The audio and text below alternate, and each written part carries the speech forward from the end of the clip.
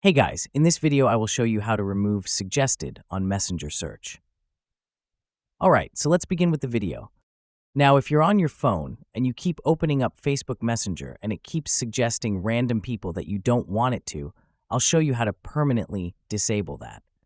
Now let's open up Facebook Messenger here. And you can see if I tap on search, it pops up with a bunch of suggested people. And then also, if I tap to create a new message, it again pops up with a bunch of suggested people.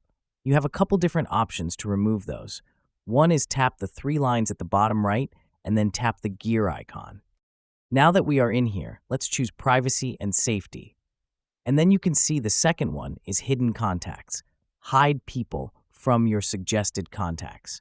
So let's tap on that, and all you need to do is hit add here and choose one or more people. And essentially, you've hidden that person from being suggested. Now, this is your first option, but this is for one individual person, or you can add multiple people to this. You can also just go back and do this in bulk by going back to the settings, scrolling down to the bottom, and we're going to hit See More in Account Center. Now that we're in here, you can see your information and permissions. Tap on that, and then tap on Upload Contacts at the very bottom. Let's choose Messenger here, and you'll be able to see Upload Contacts is turned on. All I need to do is open that up and turn it off.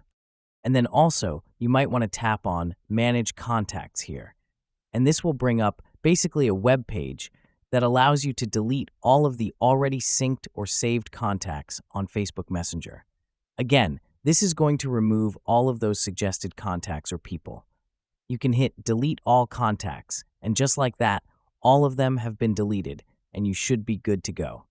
So that's basically how you can remove suggested on Messenger search. So that's all for this video.